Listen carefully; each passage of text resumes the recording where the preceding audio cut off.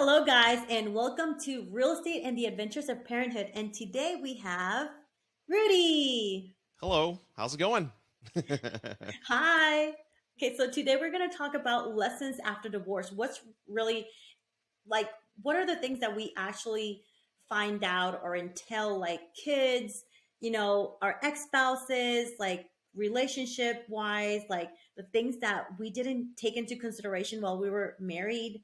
hmm And this all started with a video on TikTok about, this lady complaining that for 17 years she actually asked her husband to take her out of the country. And then hmm all of a sudden her husband got, I think, was remarried They were and took it. engaged.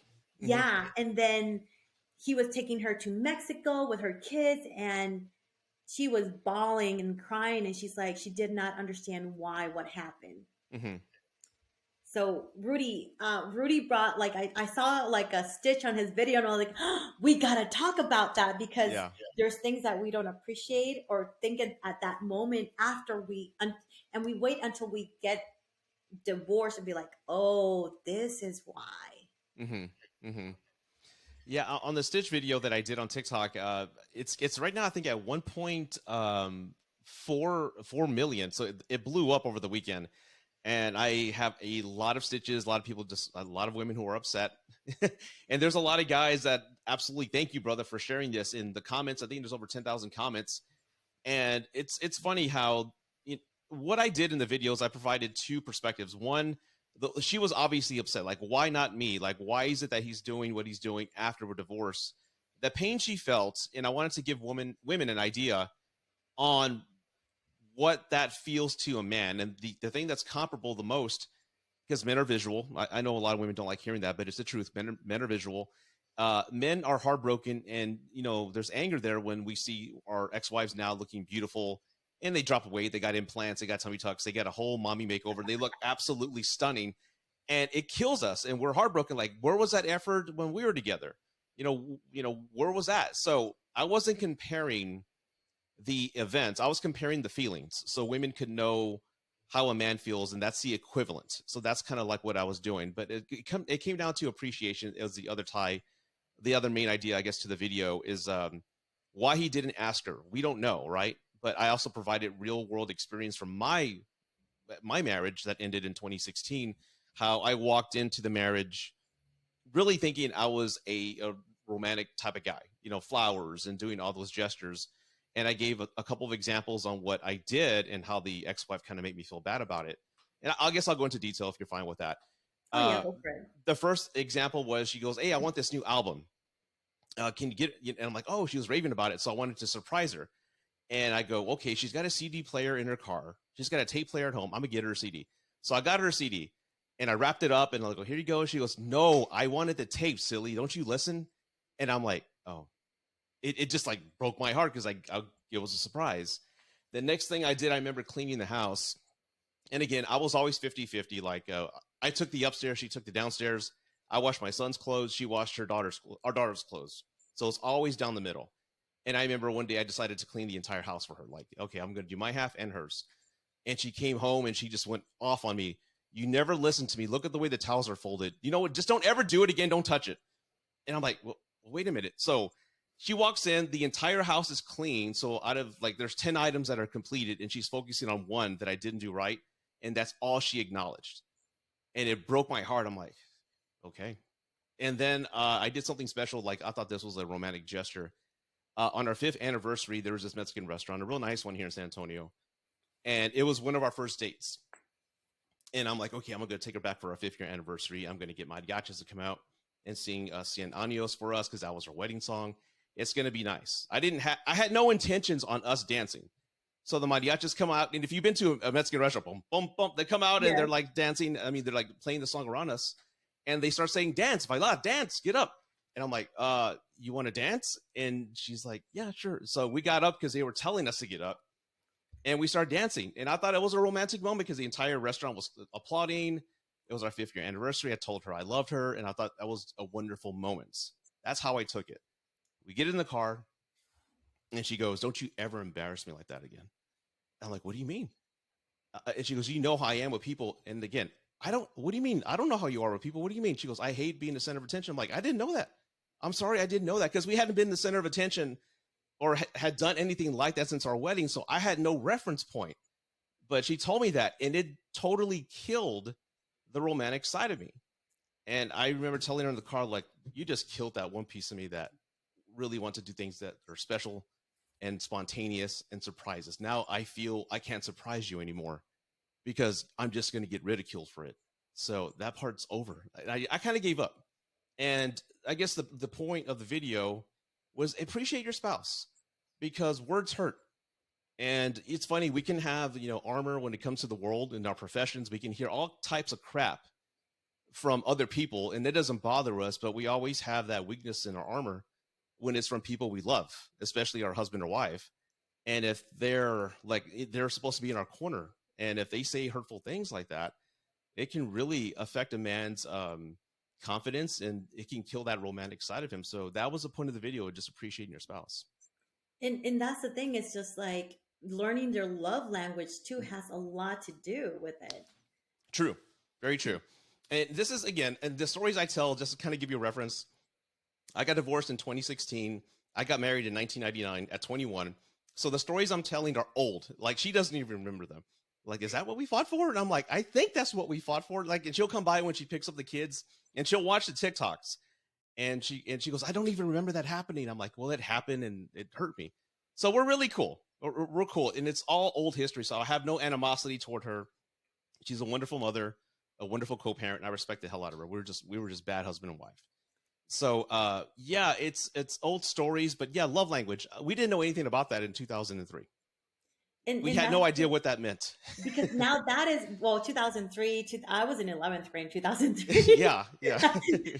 So my whole thing was like, because it reminded me of my ex-husband, the kid's dad, and it's just like love language. I mean, I wanted him to surprise me. I wanted him to be more romantic.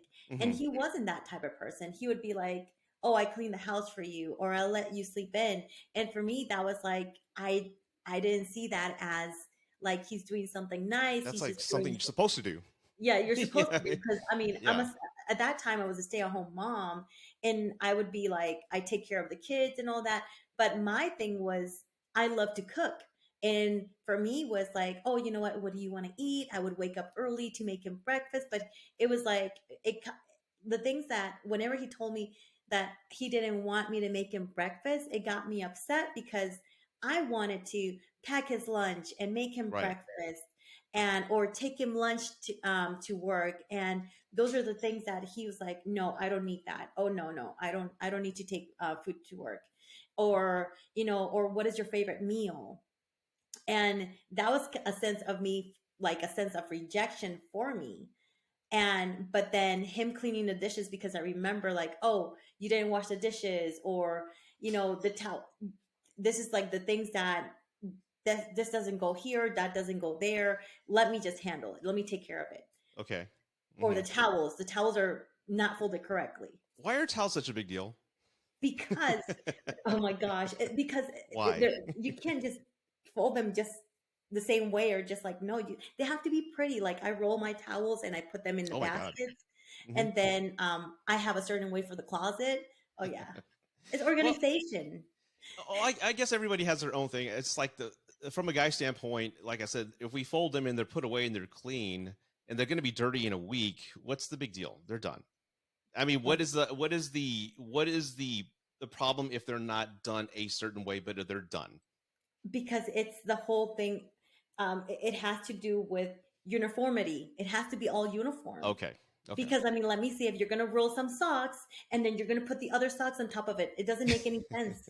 It's organization. No, it has a system. It's like the same thing in pantry. Like in my pantry, I go ahead and empty all. I do not like boxes, so you will not see boxes in my pantry. You'll see Hmm. everything in clear containers. Hmm. Okay. So Okay. if I don't see that, that's like, no. What do you think of the theory? I read an article on this a while back because this came up last January, and I was almost canceled by modern feminists. And I'm like, I'm just saying, appreciate your spouse. There's this one video that went viral last year about a woman who was just belittling her husband, saying that he doesn't wash dishes, he can't wash clothes right, I And think I he saw was, that video. yeah, and and I'm an instructional designer for a living, and I know there's like there's tons of methods in how people can learn, and there's a lot of adults have ADHD, and if you tell somebody what to do, they're not going to catch it. A lot of adult people have to see it, watch somebody, and then do it with somebody supervising them to learn the muscle memory of what to do. So I was trying to communicate that, like, hey, don't be mean to your spouse. Maybe he just didn't learn the right way. Maybe you need to show him how to do it, watch a video, just kind of walk him through, because people just retain knowledge differently. And that's just how I've been doing it for 13 years. That's my profession. That's just a fact. And I got almost canceled by that. It's so silly. But what was my point to this? My point was, like, it's like, why is that? Like, I mean, why do things have to be a way versus done? And You, I'm sorry, here's what I was going to say. The theory okay. is, the article I read last year was, there are women who are perfectionists, who have to have things a certain way, and they are the cause of creating a man child. Like, if you're constantly telling them, get out, don't do it, it can create a bad atmosphere. What are your thoughts on that theory? Okay. So in this case, Uh-huh. I've lived for 5 years by myself. Mhm. I have my two little boys, and there is a system to everything. Okay. Yeah. And I think that now that I'm more mature Hmm. and I've grown as a person and an adult, I think it would be like if I already have my house and I already have a system to it, right? Hmm. But then having someone else like putting things incorrectly around the house kind of would drive me a little bit nuts because I already Okay. have that system. Your system. Kinda- But then again, it's just like, and I think this has nothing to do with it, but then when you allow someone into your life, Hmm. it's a whole thing of understanding and learning the other person and being flexible. And in this case, as you're married the first time and you're like, you have someone new coming into your life, you're moving in with this person, and you're inflexible because you want things that way. Yeah, And that's where we're failing because we're not we don't let the other person fit in completely. I Let's agree. say, for instance, this weekend I was at a friend's house, and he had dishes on his sink. I don't do dirty dishes. That drives me nuts. Hmm. And he looks at me, he's like, I had friends last night over, and I'm like, okay, Yeah. dishes. And that's all I said. And I walked away from it. And it's just like, okay, so when you put two adults in a relationship, when they move into a household, is you're learning the other's patterns, each other's, and it's like, are you patient with them? Are you understanding? Are you accepting them the same way they are? Or are Hmm. you trying to change them? And that's where we're failing.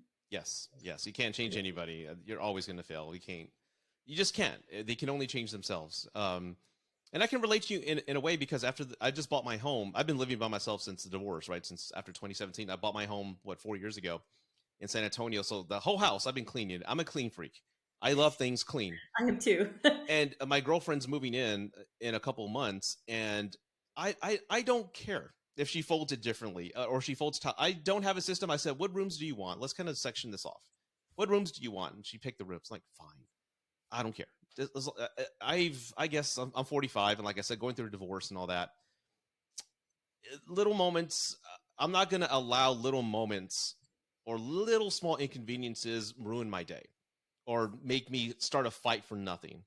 I'm not going to allow that anymore. And I did back in my first marriage. And that's one of the lessons I learned from my first marriage, is that don't sweat the small things. I mean, if it's done and put away, that's all that matters. And she and I see the same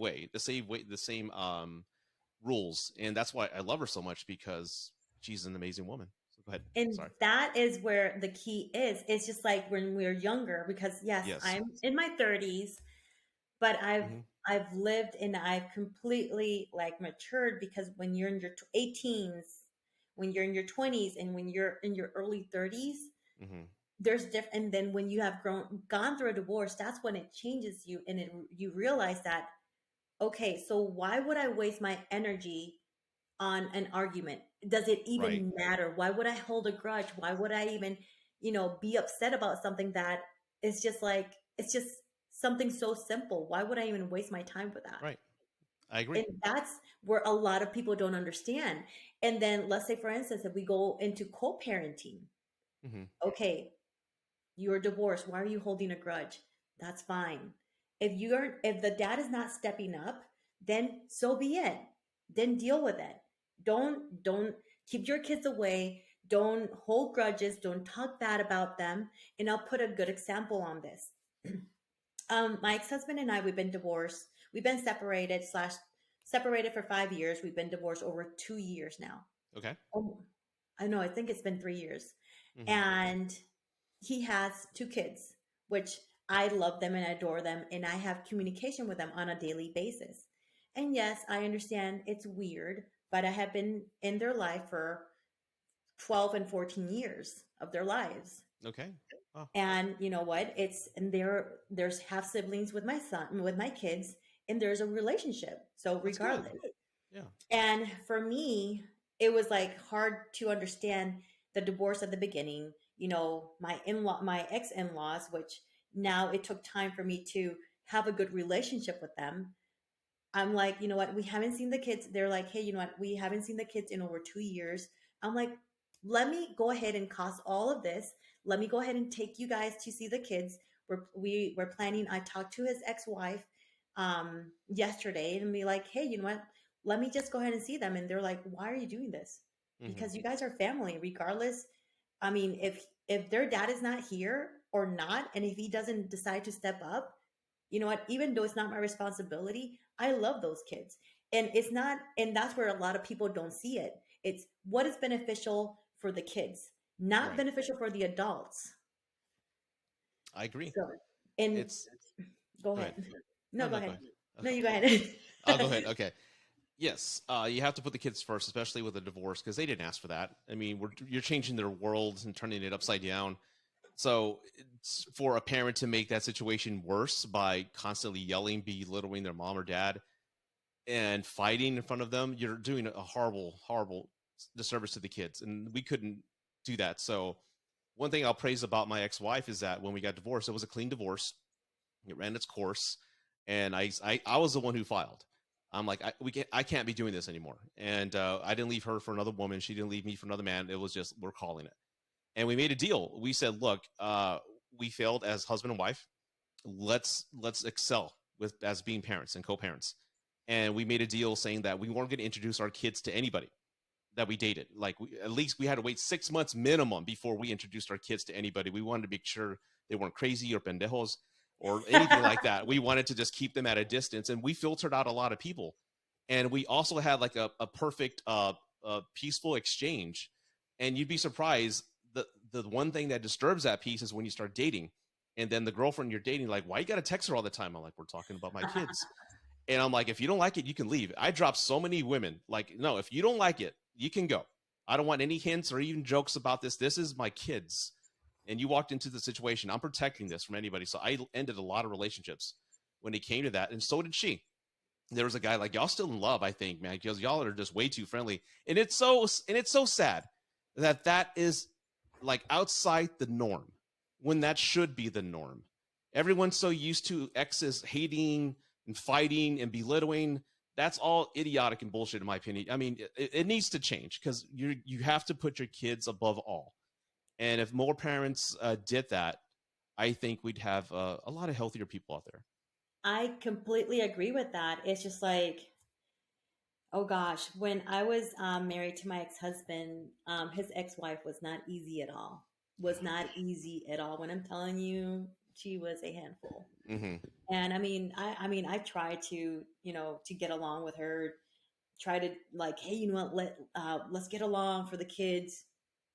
Couldn't have it, couldn't have it, couldn't have it. And why And and why is that? I know you on your end you were like putting your hand out, but what was her pushback? Like what would she say? I don't know. I mean, I don't understand it. It's towards him because he never made the effort, Mm-hmm. and actions speak louder than words. And she even told me last night, you've always looked after the kids. he doesn't, till this day, he doesn't talk much with the kids. Mm. I know more about his kids than he even does. Oh my God. Yeah. Okay. And in this case, I completely understand because he doesn't call the kids. And I'm not trying to talk bad about him or anything, but he doesn't even talk to the kids. He doesn't call. He doesn't, like, okay, are you going to do this? When are you going to do this? Or let's say, for instance, a few months ago, I talked to my son. I'm like, hey, have you talked to your dad? He's like, every time I call, he's now 9 years old. Every time he calls him, he doesn't answer. And he's like, Mm. well, you know what? He's the adult. I'm the child. He knows my number. When he wants to call me and he knows he wants to talk to me, he knows where to find me. Wow. And I'm like, 9-year-old said that. mm-hmm. And Wow. you cannot you cannot beg someone to be part of your life. You cannot beg someone to be part of their life. Whoever wants to be in their life will show effort and will show, Hmm. action. Yes, and I and agree. it's just like he's been so long away from all his kids. Then it's just like some of his like, for instance, um and I hate to put this on the podcast, but okay, so his daughter's going to Disney, Hmm. and his ex-wife called him and said, hey, you know what, she needs some spending money. And every year I either help her with cheerleading or Disney money. Okay. And I told her, hey, you know what do you and I she's like, hey, you know what, I'm very upset with him. He hasn't even sent her money or anything. And I told her, how much do you need? She's like, how much do you think I need? So she'll be there 7 days. And I'm like, you know what, I'll take care of it, don't worry about it. So, Wow. and it's just like, it's not about, oh, the dad is responsible for this. It's not about that. It's who steps up is what matters. It Hmm. doesn't matter if you're an ex. It doesn't matter if you're not blood.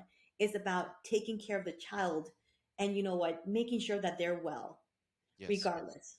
Hmm. And that's what a lot of people don't understand. It's just like, well, you're not the dad, you're not related to them. So what? At the end of the day, they are my kids' family, Hmm. and this is the thing. It's just like, I will help them regardless. You know what, I have two little ones. I'm a single mom. I've been a single mom for 5 years, but I love those kids, and I will do anything and everything I can help them with. Hmm. And that's the thing, a lot of people are so egoistical and self-centered that they can't see past their blinds. Yeah. Yeah. It's unfortunate. Like, as a dad, I can't imagine not calling them every day or texting them. Uh, my daughter moved out of my house because her mom lives closer to her campus, right on college. So that was heartbreaking, but she still comes over every weekend, and we Oh, watch, The Last of Us, and we play games, and we go to have lunch. So that's my baby girl. Like, I cannot go a day without texting them or sending them a meme, something. So I can't imagine that, and I don't know where men were what they're thinking, like not contacting their kids. Again, I don't want to talk ill about this guy or men in general. Like, I know some men felt shame or feel shame because they can't provide for their kid and they tend to stay away. I felt that myself, but there's no way I was going to keep my kids away. So that's a space or mindset that I can't relate to or approve whatsoever. it's just like, but even though it's not about, okay, yes, I understand, their expenses, like, Yeah. medical bills, um clothes, trips, extracurricular activities. Yes. But then again, it's just like, yes, I understand a kid is expensive, but that does not mean, even if you don't make enough, doesn't mean that your presence is not useful or I it's agree. not helpful. I agree. It's more important to having and building that relationship, knowing that you are there for your kid. And this could be go for either or. It could be either female or male, because it's not, nowadays it's not one sided. It's just like only moms. No, it's also dads, because dads are also getting custody of their kids. So Hmm. custody, and the mothers don't want nothing to do with it. I've heard Like, of that. Yeah. I have a friend that he has four girls, and he's like, he has full custody, and he's like, she gave her parental rights. She wants nothing to do with the girls, and she went ahead and started a new whole life. So it's just like, this Yeah. is mind blowing, because how is this going to affect the child psychologically, emotionally, and mentally at the end of Yeah. the day? Yeah. And that's where all the abandonment issues are coming nowadays. Hmm.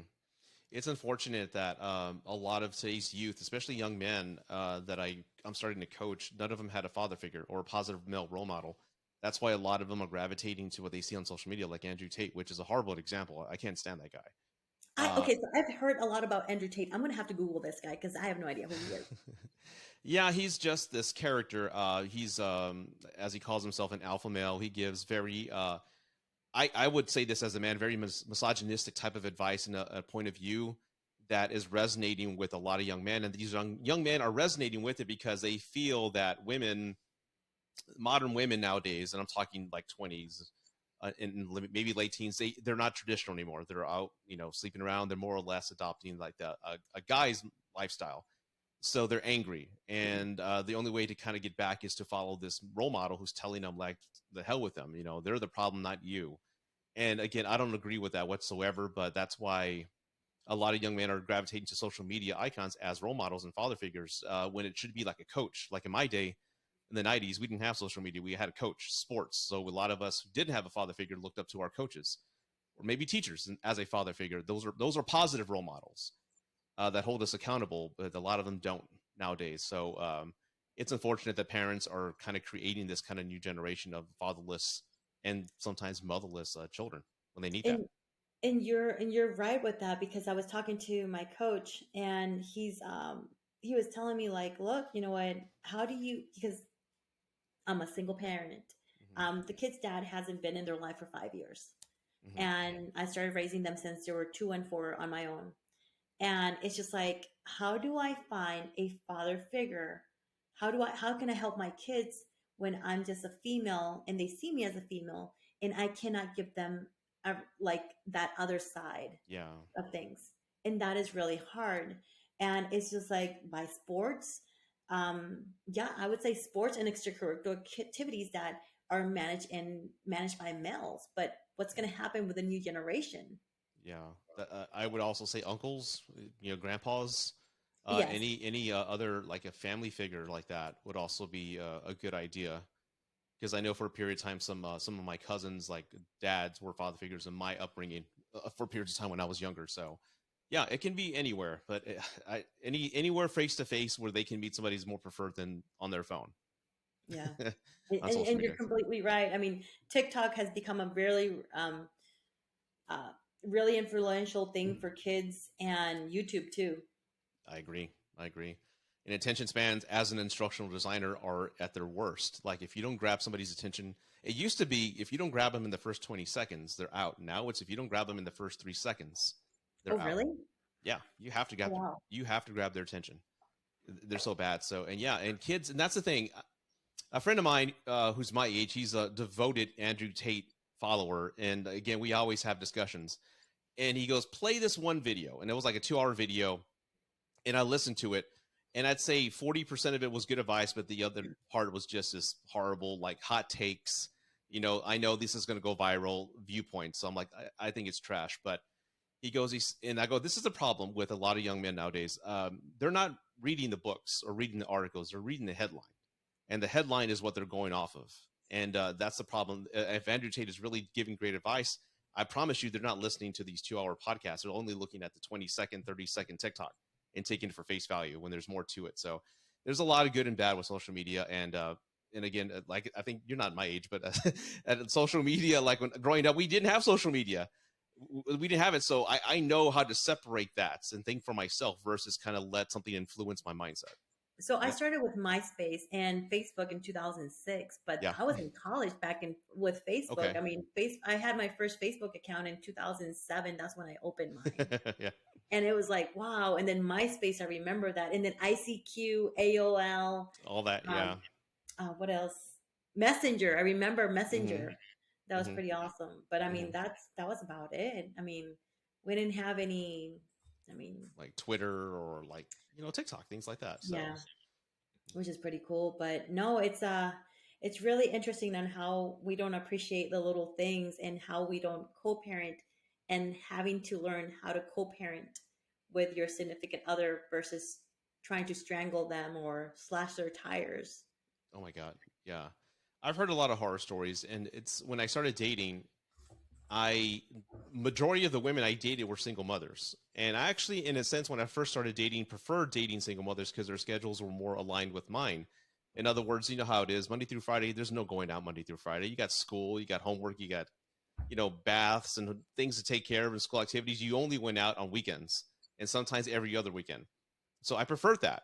And every woman that I dated, they all had the same story. The dad's not around. I'm like, why? What happened? And oh, he's an asshole. He's this or that. I go, does he help out financially? Like, no, they just left. Only a small percentage, a small few were actually involved. And things never worked out. I tried, but they never worked out. But it worked out with my girlfriend who didn't have kids. And I remember it was a huge adjustment for me because she's like, "Can I come over today?" I'm like, "It's Wednesday. You can't come over today. It's a school night." So it was a big adjustment for me because she had so much availability, but it ended up being the greatest relationship I've ever been in, and that's why I'm engaged with her. So Oh, congratulations. thank you. It's just like in my case, my ex-husband, he lives overseas.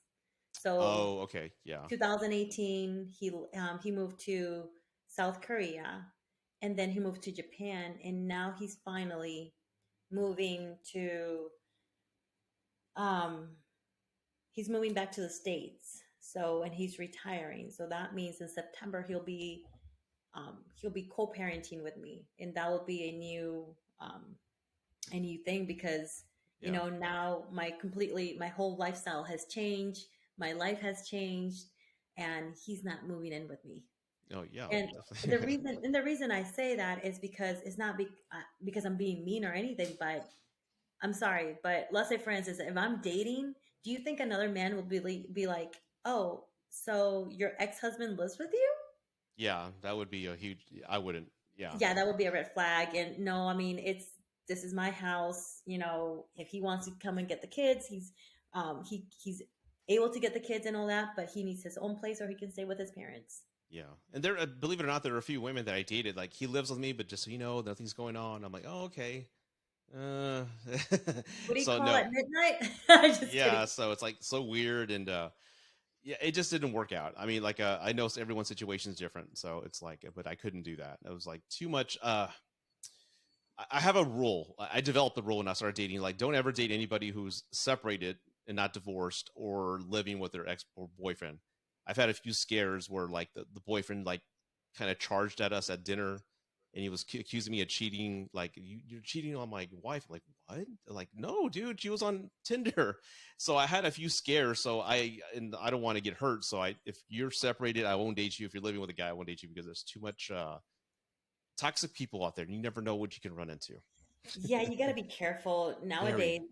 Whenever I date, it's just like they have to be divorced. Yes. I don't date anybody separated. I don't mix business and pleasure. Hmm. I do a background check. Oh, do you? I Yeah, Yes, I knew I do a that. Yeah. background check. I check because I'm not gonna waste my time. I get I you. Yeah. mean, There's time is resources out there. money. Oh yeah, and I mean, so I had this guy. I remember a few months ago. He's like, "Hey, you know what? You're single." I'm like, "Yeah, but you're married." And I'm like, he's like, "No, I'm divorced." And like, show me the divorce decree then. And he Yeah. showed me the divorce decree, and I pull it up in the tax records because there is a website in the state of Georgia. I can't remember what it is, that you can actually just look by county and just make sure, or by the first name and last name, Yeah. and you can see what other court cases they have active, if they've been divorced, if they have had yeah. So It's funny you say that because when I first started dating, a lot of women was like, "So you seen something?" Like, "No, I'm divorced." They go, "Whatever." I'm like, "What do you mean?" No, whatever. Let me see the decree. And I'm like, I actually had to save the PDF on my phone. I go, here, look at it. And they just started laughing. And I was known as a PDF guy for a while, but I actually had to pull out the PDF. I go, here, there's your proof. Because again, based on their experience, they had a lot of married men lie to them. And 4 weeks in, he's still married. He never filed. I'm like, well, here's my PDF. so listen to this. I was dating a guy. He was 28 years old, Uh-huh. and he's like completely red flag, and I was like, is this guy for real? I'm like, he was talking about moving in, getting married, having babies. With you? Yes, Oh my! How long? Wait! How long were y'all dating before he brought all that up? this is like the first date. Oh my God! Okay, so I know. whoa, red So flags. red God. flag. But something didn't. There's things that didn't add up completely. Nothing added up, and I'm like, something does not make any sense. Something does not make any sense. And I started like throwing breadcrumbs. And for those of you, I mean, FYI, if you have a Facebook page and you have an Instagram account, then you can always look at if there's if people are smart enough, they have everything in private, Mm-hmm. like friends, common mutual friends, and recently added all that. Mm-hmm. So he was adding continuously, like recently added like more women, and I'm like something doesn't, and supposedly we're exclusive. And there was a lot of his Instagram account was growing followers and the people that he was following. Uh-huh. And there was comments. There was like, there's something weird about this.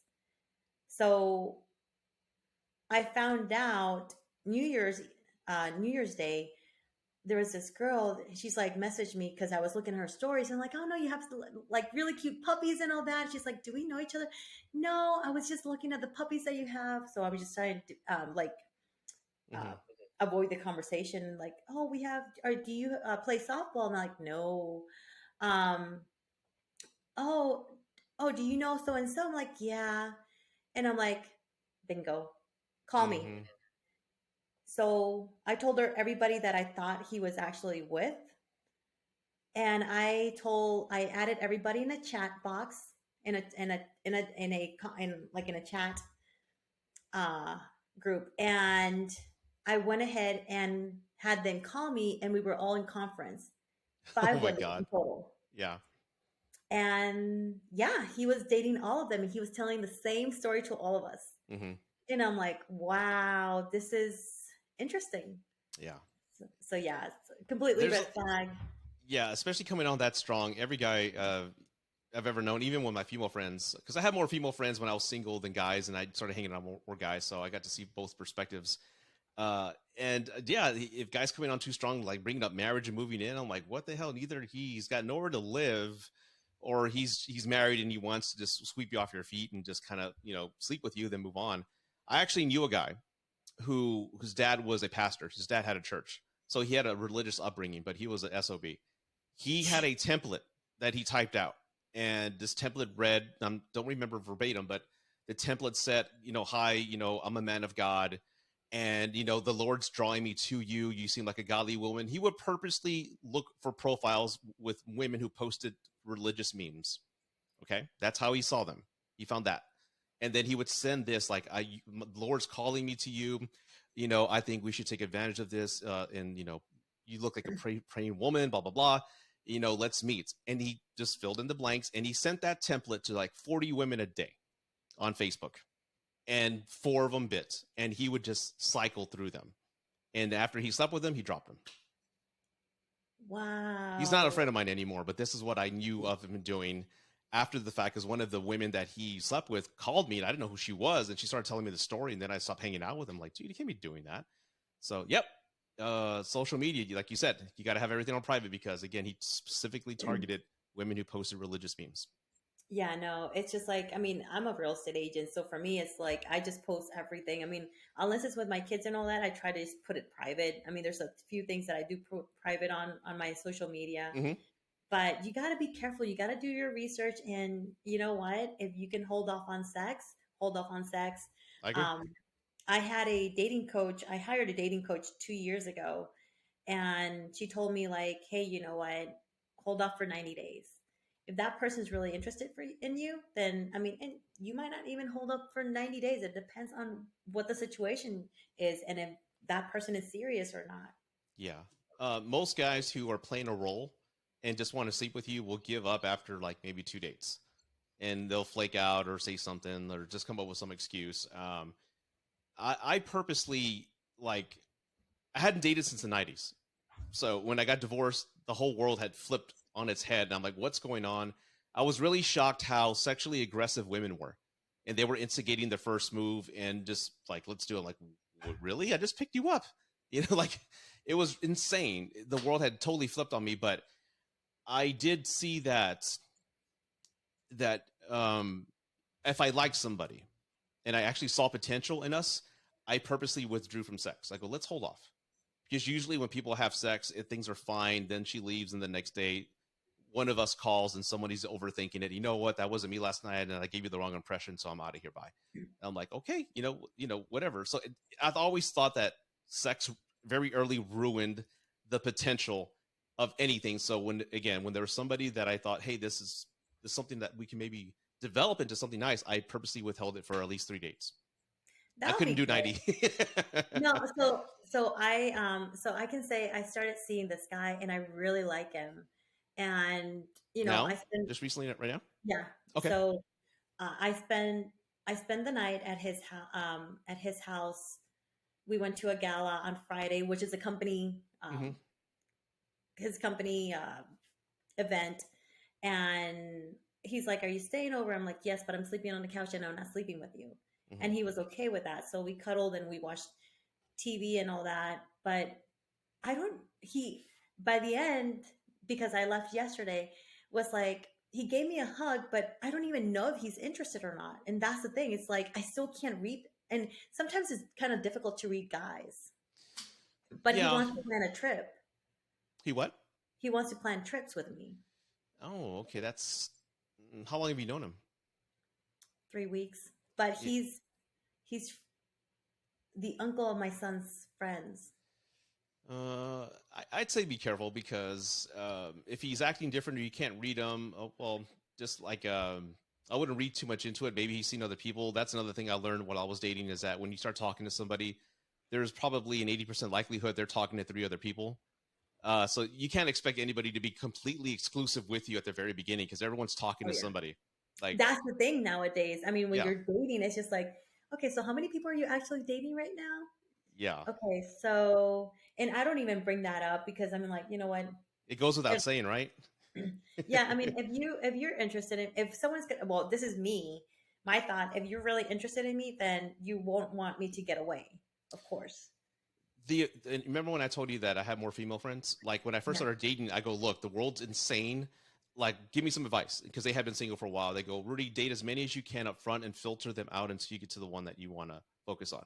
And they told me, I have my concert guy, I have my trip guy, I have my sex guy, I have my guy who spoils me, my older guy, my Bobby, and I have my what was the other guy? Anyway, they had different guys for different things. And I have my movie guy, and I have my cuddle on Friday night guy.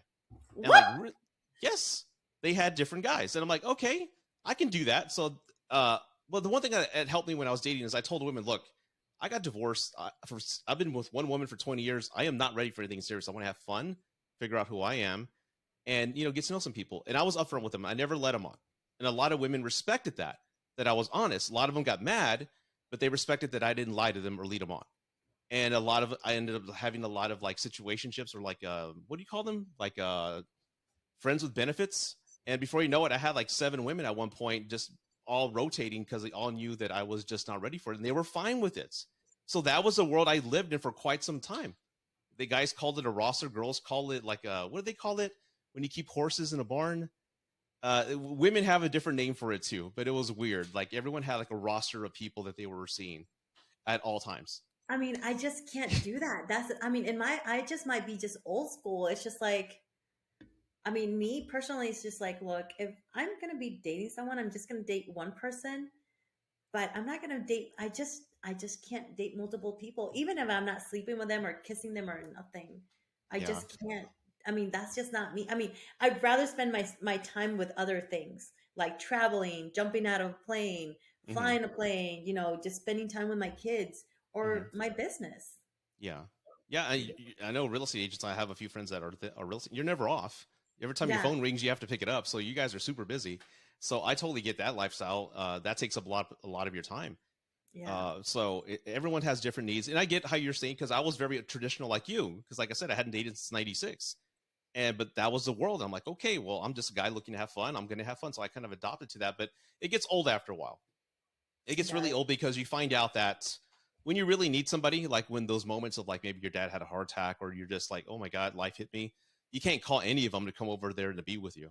You're alone, and that's Yeah, one thing I discovered is like, yeah, when you need them at that right moment, you can't count on them. that's true because it'd be like, well, do you know the deal and you know our arrangement? Exactly, I exactly, mean, I'm not here just for you to cry and they'll make fun of you and they'll walk away. exactly, because you're only the D. That's all you are. And So, go ahead. oh, go ahead.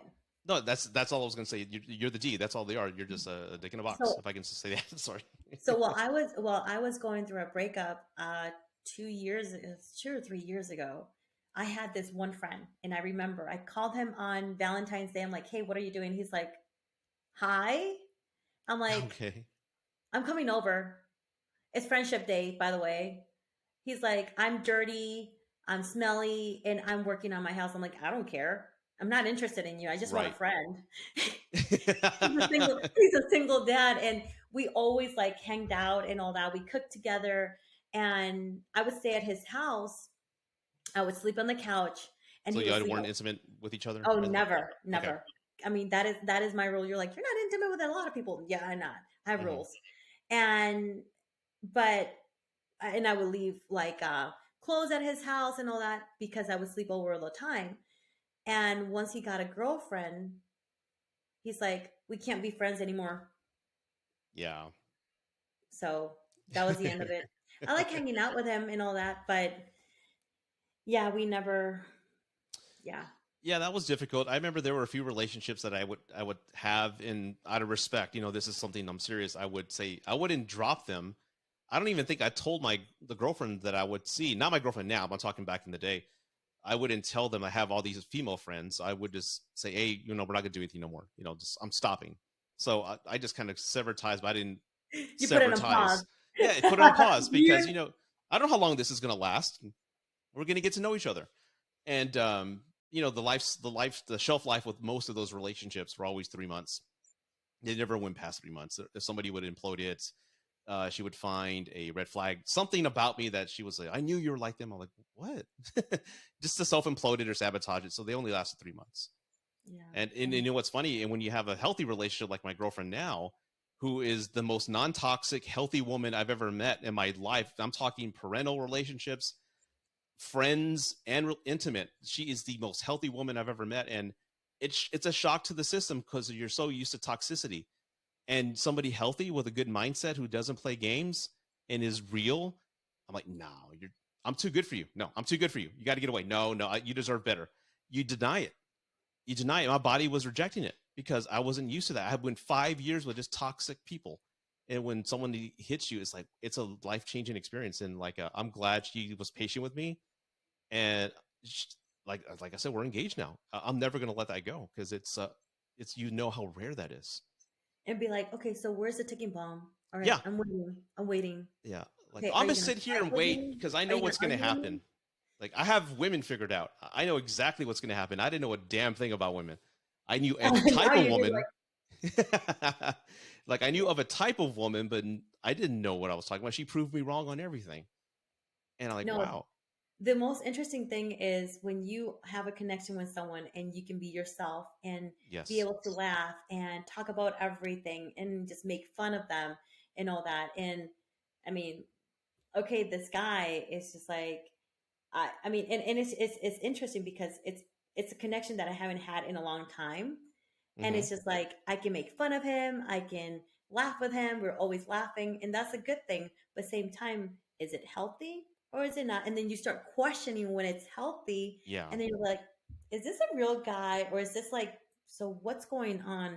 And then you start searching for all the red flags and not focusing on the positive side. And exactly. that's another issue. Then you start like, what's really going on here? Or they'll paint a scenario in your head, create a scenario that's totally made up, and they'll leave you. And like, really? And they I'm will like, self sabotage that relationship. And you're right. yeah. It's about being patient and getting to know the person. I truthfully believe, having gone through therapy and being in a healthy place now and in a healthy relationship now and going through all that toxic fun, right? There's a lot of people out there who shouldn't be dating. They have no business dating because there's a lot of damage and trauma that they haven't faced yet. And I think if everybody took a time out and took 1 year off, everybody, and go to therapy and meditate, heal, focus on yourself, and kind of got over that trauma, that heartbreak that your ex did to you, I think we'd all be better. Because if you're dating a month after your boyfriend or girlfriend cheated on you and you're heartbroken, you have no business dating because you're looking for a distraction, I and it's unfair to completely, that man or woman that you're using as a distraction, and then the I cycle completely, continues. I completely agree with that. And it's just like, oh, I'm going through a divorce. I'm like, what? I decided this year. I said I got myself out of dating apps. I'm not going to meet Mhm. anybody on dating apps. It's all going to be organic. Good. And Good. I'm just like, you know what? If it's meant to be, it's meant to be. And if not, I will hire a matchmaker next year, at the Mhm. beginning of next year, and we'll I see what happens. hated. I actually hated dating apps. It was too easy, in my opinion, to meet somebody. But what I hated the most was my first impression being a text. I prefer, you're a real estate agent. You know how it is when you shake hands and make eye contact with somebody, making that sale, that first impression. That's important. And I hated not having that opportunity. I hated it just being a text. And that's why I prefer approaching women organically out in the wild. And I remember women were shocked, like guys don't approach women no more. I'm like, really? I'm like, well, I told them my story. I didn't know any better, so there's some like naiveness there. So women were shocked at how upfront I was and just approaching them, and that worked for me as well. But yeah, I hated my first impression being a text. So I usually send videos, but like, hey, how you doing? Yeah, And I mean, all of my transactions and everything it is just like, and I'm not talking about relationships as transactions, by the way. I was talking about real estate yeah. business, but most of it is videos. But when I'm starting to approach, if I see a cute guy, let's say on Publix, or I make sure that they don't have a wedding ring and be like, hey, um, I make some type of story or something just to start a conversation with them. Hmm. Or, be like, hey, what a cute guy, or this or that. It's just making that effort. And that's something that we've lost so much nowadays, especially in the society is so focused on, oh, I didn't see you on the dating app. And finding high quality men, you're not going to find them on dating apps. You're going to find them outside dating apps. Yeah, yeah. And there's a huge movement. There's a lot of young men who think they have no chance on dating apps. Like there's a stat or this take I've been hearing on TikTok where they say women only find 10% of the men on dating apps attractive. The rest of us have no chance. And I'm like, let me do some research. And I actually did a live on my YouTube channel where I still have my old match account. It's not live, right? But I can log in. I changed it to I'm looking for a man, and I went through like at least 1 hour's worth of men's dating profiles to evaluate. Let's see what kind of effort they're doing out there. And I found that 98% of men out there are horrible with dating profiles. Like they're putting up horrible pictures. The grammar on their profile Oh my and gosh. bio sucks. A lot of them come off very defensive or angry. So a lot of their profiles are crap. And I said, guys, if you're not having success on a dating app, look at yourself. Maybe you're the problem. Maybe it's not the women, because from what I've seen, you're putting no effort out there and you're just putting up the most horrible pictures. So I think a lot of that is men not putting the effort in the right efforts in their profile. And I can say that a lot because men don't put effort nowadays. What is up with that? And Because you want me to answer that? go for it. Because you don't have to put a lot of effort to get laid anymore. It's And the that's the truth. thing. So, okay, so I did a video, and oh my gosh, this women in Dubai or something. It's I do it the video and on TikTok, and this lady, she talks about that men in the US don't put effort. They don't make effort anymore. Hmm. And it's just like opening doors or getting flowers. I don't even remember when was the last time a man gave me flowers. I get my flowers every week at Costco, by the way. Hmm. And it's just like, why are people not putting that effort? Is it because they don't want anything serious? Or they're just looking, it's easy to get laid. What are they If really looking for? you want me to be honest, not Yeah, honest. Well, go for it. when I first started dating, like I found that if I was super nice, women were immediately turned off. And I can't give you a specific example, but I found if I was more into myself and focused on me and didn't give them a lot of attention that they were used to getting, like blowing up their phone with texts and things like that, it worked more for me. And I go, I don't like playing this role. I don't like doing this. So I stopped, and I more or less went with the approach like, hey, I love my life. I love what I'm doing. I love my career. I love what's in front of me. And I don't need anybody to make me happy. So that's kind of my mindset, how I went about doing it. But I noticed if I was like a very gentleman like bringing flowers, it was an immediate turnoff. You're too good for me. No, I don't know. That's a little too much. I'm fine with that. So I think a lot of men can relate to that. And if we are more standoffish and more mysterious and not answering all your questions, and there's more mystery there. and women are more intrigued with that. It's weird. I don't like it, but So it's it's what like I a game. experienced. That's the thing. Dating is a game. I mean, everything has become such a game. Why can't you just be direct and blunt? Do you like me? No. All Yeah, right, then we'll move forward. Then we can. What we just promoted each other to friends. Then yeah, exactly. And that's why, like I said, ultimately I ended up just saying, look, this is what I'm looking for, and it worked. Honesty, and guys are horrible liars. I'm a horrible liar. I won't remember what I told you 3 weeks ago. So the truth works for me. So, and I was a bad husband. I wasn't the best husband.